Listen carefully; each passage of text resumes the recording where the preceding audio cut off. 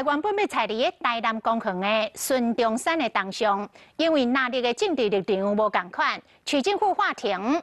国民党的议员也不满，讲市政府无信用，所以国民党的议员蔡岳辉就伫个临时会临时动议，建请中央改国号，把这个中华民国改做台湾共和国。想袂到有4个人服议，结果这个案就通过了。民众讲，这个议会根本就是咧黑白母。建请咱中央政府成立台湾共和国啊！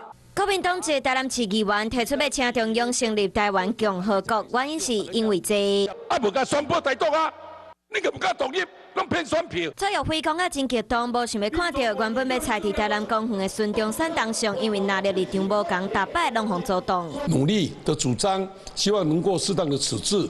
那我们都认为，我们应该尊重国父啦。按照议事规则，有议员提案，嘛有议员服议。议长郭信良宣布提案成立，台南市长黄伟哲讲，我们都是表示尊重的。